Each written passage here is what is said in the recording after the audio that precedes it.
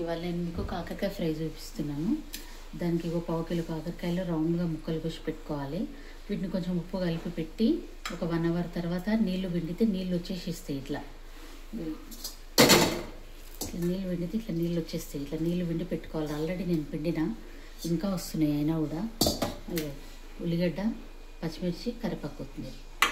Okay, పావుల నూనె వస్తున్నా. నూనె ఎక్కువనే పడుతుంది, ఎందుకంటే పావు కిలో కాకరకాయలు ఉన్నాయి, ఉల్లిగడ్డ అవన్నీ క్వాంటిటీ ఎక్కువ ఉన్నాయి కాబట్టి ఎక్కువనే పడుతుంది. అందులో అది ఫ్రై కాబట్టి ఆయిల్ ఎక్కువనే ఉండాలి. సో నేను ఇప్పుడు జీలకర్ర ఆవాలు యాడ్ చేసుకున్నా. ఇప్పుడు జీలకర్ర ఆవాలు ఎర్రగా కదా ఉల్లిపాయలు వేసుకున్నాం. ఆ తర్వాత పచ్చిమిర్చి. నేను ఇంతకుముందు కూడా చెప్పిన, నేను పచ్చిమిర్చి ఎక్కువ వాడతా వంటలలోని. సో ఇది కొంచెం మనం ఒక 2 seconds వేయగలుగుతాము. నేను ఉల్లిపాయలను ఎక్కువ వేయగలిగా, ఎందుకంటే కాకరకాయ ఫ్రై కాబట్టి కాకరకాయ కూడా ఫ్రై కావాలి. సో ఒక 2 minutes గ్యాప్ ఇచ్చి కాకరకాయ కూడా వేసేసిన ఇలానే. సో ఇది మంచిగా హై ఫ్లేమ్ మీదనే ఫ్రై చేసుకోవాలి. కొంచెంసేపు హై ఫ్లేమ్ మీదనే ఫ్రై చేసుకున్న తర్వాత ఫస్ట్ ఉప్పు వేసుకోవాలి. ఆల్రెడీ నేను కాకరకాయలలో ఉప్పు వేసి తీసుకున్నాను కాబట్టి కొంచెం తక్కువనే వేస్తున్నా. సో చూసి వేసుకోవాలి. ఉప్పు వేస్తే ఏమవుతుందంటే ఉల్లిగడ్డ కాకరకాయ తొందరగా మెత్తబడుతుంది, ఫ్రై అవుతుంది.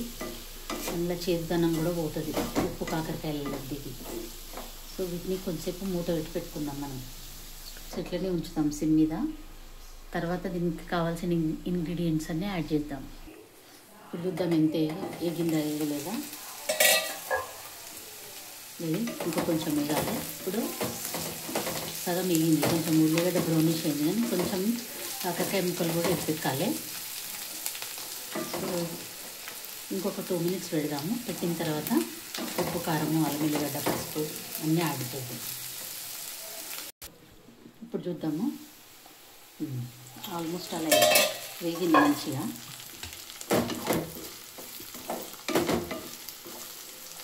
సో ఇప్పుడు మనం అన్నీ యాడ్ చేసుకోవచ్చు.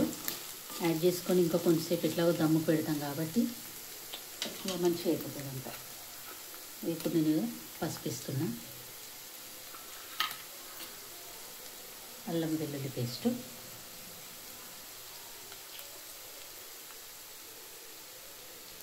కారము,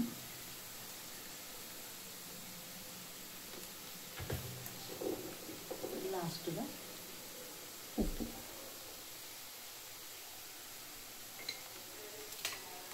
ఇప్పుడు ఇదంతా మంచిగా కలగలుపుకోవాలి.